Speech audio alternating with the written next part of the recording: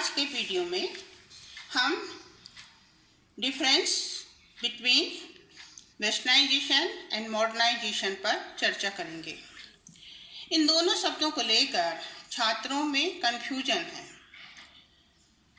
Don't confuse westernisation with modernisation. Westernisation का modernisation से compare करना गलत है। इस वीडियो में हम इसे ही समझने की कोशिश करेंगे।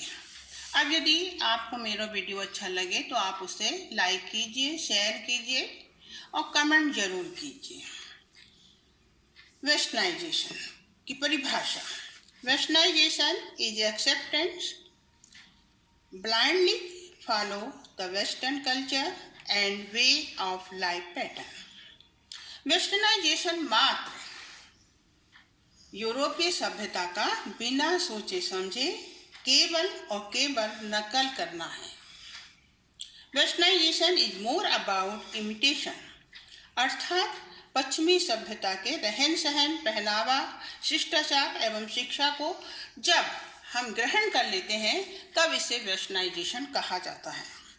डॉक्टर श्रीनिवास लिखते हैं, westernisation involves the acceptance of western dress, diet, manners, education, gadgets, sports, value etcetera.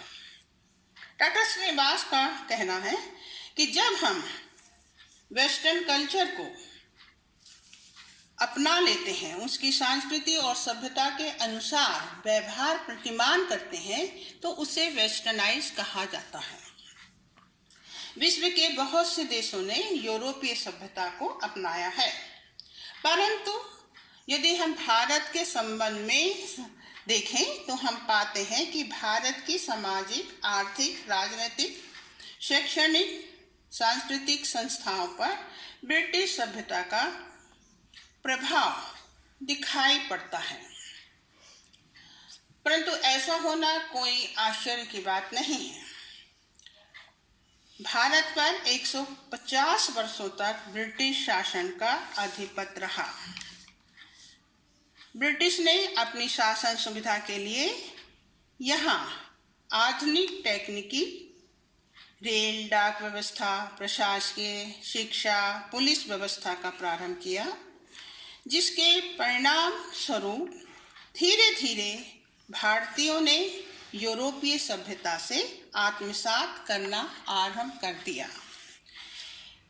इस आत्मसात के कारण भारतीय टेक्नोलॉजी, इंस्टीट्यूशन, आइडियोलॉजी और वैल्यू प्रभावित हुई, जिसने भारतीयों की way of thinking, way of living, arts, literature, sports, education में वेस्टर्न कल्चर को महत्व दिया।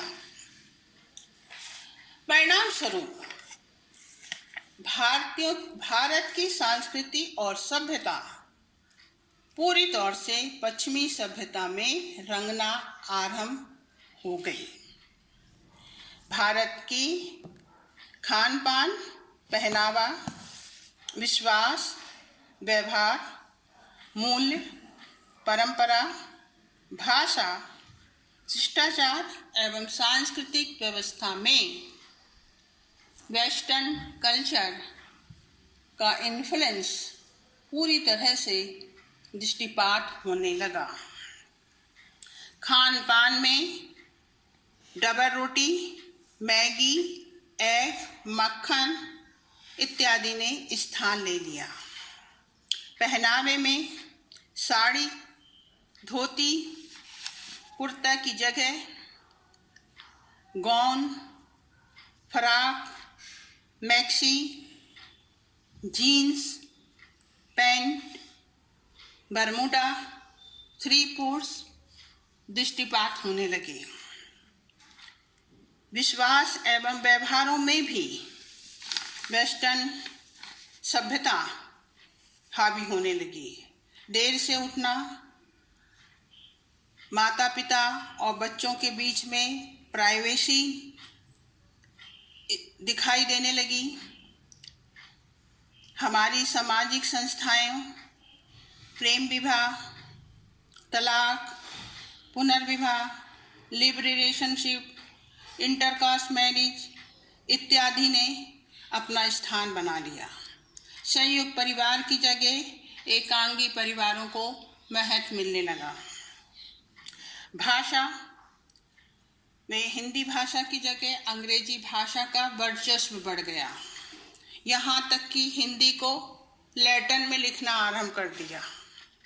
शिष्टाचार के जो भारतीय तरीके थे, पैर छूना, बड़ों से आशीर्वाद लेना, उसकी जगह hi, hello, good morning, good evening इत्यादि ने स्थान ले लिया।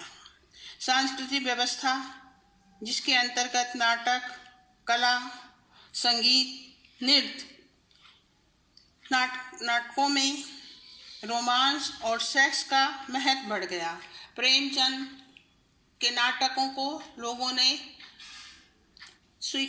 महत्व देना कम कर दिया। संगीत में वेस्टर्न संगीत का महत्व बढ़ गया। नृत्य में डिस्को, पॉपिंग ने स्थान ले लिया। कथक, लावड़ी, कच्चमपुड़ी, ये जो नृत्य भारतीय सभ्यता के कला के क्षेत्र में वेस्टर्न सभ्यता स्थापित हो गई। इस तरह भारत की जो भारतीय सभ्यता थी उसके स्थान पर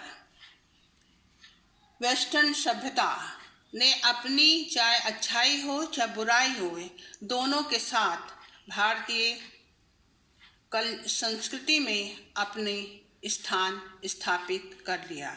इसी को वेस्टर्नाइजेशन कहा जाता है कि जब हम वेस्टर्न कल्चर को अपना लेते हैं और अपने कल्चर को धीरे धीरे भूलने लगते हैं, यह स्थिति वेस्टर्नाइजेशन कहलाती है। सेकंड पार्ट जो है वो है मॉडर्नाइजेशन।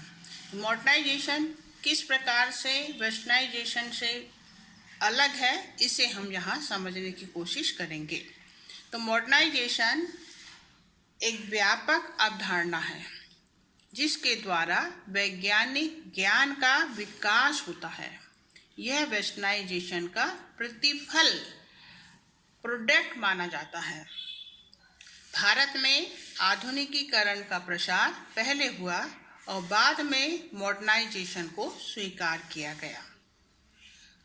मॉडर्नाइजेशन एक ऐसी सभ्यता की ओर इंगित करता है जिसके अंतर्गत तार्किकता, उदारता, स्वायत्तता, धर्मनिरपेक्षता एवं आचार संहिता को महत्व दिया जाता है। जब समाज का विकास बौद्धिक रूप से होता है, उस स्थिति में हम देखते हैं कि समाज में साइंस और टेक्नोलॉजी के द्वारा जो ज्ञान का विस्तार होता है, उसके परिणाम स्वरूप लोगों की विचारधारा, जो इंटरनल फीलिंग है, उनके जो एटीट्यूड हैं, जो आइडियाज़ हैं, उसमें धीरे धीरे परिवर्तन होता है, जिसमें तार्किकता आती है कि हर विषय को व्यक्ति अंधविश्वास के रूप में स्वीकार नहीं करता है, बल्कि उसके ऊपर तर्क वितर्क करके और फिर उसको वास्तव में जो सही है उसको ग्रहण किया जाता है। उदारता का अर्थ यहाँ पर यह है कि समाज में उदार भावनाओं का विकास होता है। हर एक व्यक्ति को समान अधिकार देने का, सभी धर्म के लोगों को प्रति आदर का भाव का विकास होता है और इसी तरह से हर व्यक्ति के सम्मान का, उसकी मान मर्यादा का, उसके व्यक्तित्व के विकास को स्वीकार किया जाता है। प्रत्येक धर्म के प्रति आदर की भावना का निर्माण होता है। इस तरह से जो हमारी पूरी सामाजिक संरचना है, जो आचार संहिता है जिसे हम कहते हैं, उसमें जब परिवर्तन दिखाई दे तब उस स्थिति को मॉडर्नाइजेशन के रूप में माना जाता है। Modernisation is a process of adaptation of new value, हम जो पश्चिमी मूल्य हैं उनको अपनाते हैं नए रूप में। नए रूप में मतलब उसको उसी रूप में नहीं अपनाते हैं, बल्कि यदि वो अच्छे हैं तार्किकता के आधार पर हम उसे ग्रहण करते हैं। हमारे जो सांस्कृतिक कल्चर है उसमें हम साइंस का महत्व देते हैं। तो इस तरीके से modernization is a process of adaptation of new value, cultural elements and technology in the different field of life. It is indeed the ability of a society to confront, overcome and prepare itself to meet a new challenge. और फिर धीरे धीरे हम नए challenge को ग्रहण करने के लिए तैयार होते हैं। तो जब मॉडर्नाइजेशन की जो प्रक्रिया है उस प्रक्रिया का जो सिंपल अर्थ है कि जब समाज बेटर लाइफ, बेटर फ्यूचर की ओर अग्रसर होता है, उसी अवस्था को मॉडर्नाइजेशन कहते हैं। डॉक्टर जोगेंद्र सिंह की यदि हम परिभाषा देखते हैं तो हम पाते हैं कि उन्होंने बहुत अच्छी तरीके से मॉडर्नाइजेशन को समझाने की कोशिश की है। उनका कहने का अर्थ है कि मॉडर्नाइजेशन का अर्थ आर्थिक और टेक्नोलॉजी का विकास नहीं है। यदि हमारे समाज का आर्थिक विकास होता है और हम साइंस और टेक्नोलॉजी को अपने जीवन में ग्रहण करते हैं और तब हम क्यों सोचें कि ये मॉडर्नाइजेशन हो गया है, तो ऐसा वो कहते हैं गलत है, बल्कि उसमें मानवतावादी और वैज्ञानिक दृष्टिकोण भी होना चाहिए। समाज के हर व्यक्ति के लिए हमें उदारता की भावना, ब्रदरहुड की भावना, भाईचारे की भावना होनी चाहिए, जिससे कि एक व्यक्ति की मान मर्यादा का पूरा ध्यान रखा जा सके। उन्होंने अपनी परिभाषा को 4 भागों में बांटा है। 4 विशेषताएं बताते हैं। पहला, व्यक्तिवादिता, इंडिविजुअलिटी। हर व्यक्ति को अपने व्यक्तित्व का विकास करने का अधिकार होना चाहिए, चाहे वो गरीब हो, चाहे वो अमीर हो, चाहे वो छोटी जाति का है या बड़ी जाति का है, किसी भी धर्म का है, उसको यदि समाज में उसके व्यक्तित्व का विकास करने का अधिकार मिलता है तो ये उसकी मान मर्यादा को ऊंचा उठाता है। एक व्यक्ति सम्मान से जीवन जी सके, ये व्यवस्था हमारे संविधान में ही कर दी गई है। फंडामेंटल राइट में हम देखते हैं कि यही बताया गया है कि rights of freedom, rights of equality, rights to against exploitation, rights to freedom of religion, educational and cultural right। तो इस प्रकार से संविधान के द्वारा एक व्यक्ति को उसके व्यक्तित्व के अधिकार प्रदान किए गए हैं, और यदि हम एक व्यक्ति को ये अधिकार दे सकते हैं तो ये मॉडर्नाइजेशन कहलाएगा। दूसरा है समानता, इक्वलिटी। हर व्यक्ति को जाति, धर्म, लिंग के आधार पर किसी भी व्यक्ति को अलग नहीं किया जा सकता है। हर व्यक्ति को समानता का अधिकार होना चाहिए, चाहे वो महिला है चाहे पुरुष हैं, उनको समानता का अधिकार मिलना चाहिए। तीसरा जो है परिवर्तन के प्रति आस्था, फेथ इन चेंज। समाज के लोग परिवर्तन से डरे नहीं, बल्कि परिवर्तन को एक ऐसा आधार, एक ऐसा शस्त्र माने जिसमें उनका विश्वास होए कि इसके द्वारा उनका जीवन सुखी और समृद्ध हो सकता है। चौथा जो है धर्म निरपेक्षता। प्रत्येक धर्म के प्रति आदर का भाव होना चाहिए। धर्म के प्रति आस्था ना होना ये नहीं है कि हम धर्म को छोड़ दें, परंतु धर्म को मानते हुए प्रत्येक धर्म के प्रति हमें आस्था का भाव रखना चाहिए, आदर का भाव रखना होगा, तभी हम मॉडर्न कहला सकते हैं। तो इस तरह हम देखते हैं कि इकबाल ने अपनी एक कविता में लिखा था, जिन्होंने बताया था, जिसका सार ये था कि लोग जो हैं पश्चिमी सभ्यता को इसलिए ग्रहण करते हैं और पश्चिमी सभ्यता ने इसलिए संसार में पूरा अधिकार कर लिया है क्योंकि उधर पर खूबसूरती है, आनंद जो जीवन का है, एक युवा जो आनंद चाहता है, वो सब हमें पश्चात सभ्यता में दिखाई देता है। किंतु इकबाल कहते हैं कि ऐसी बात नहीं है।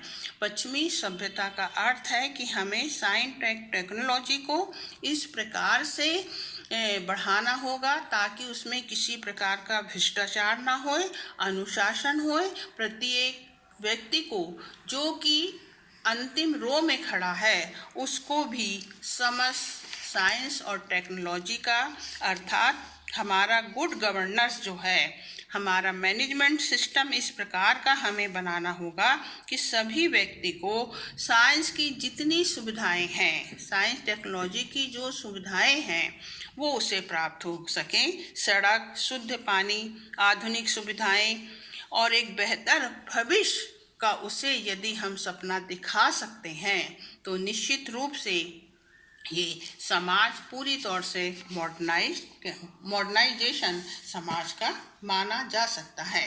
दूसरी बात जो है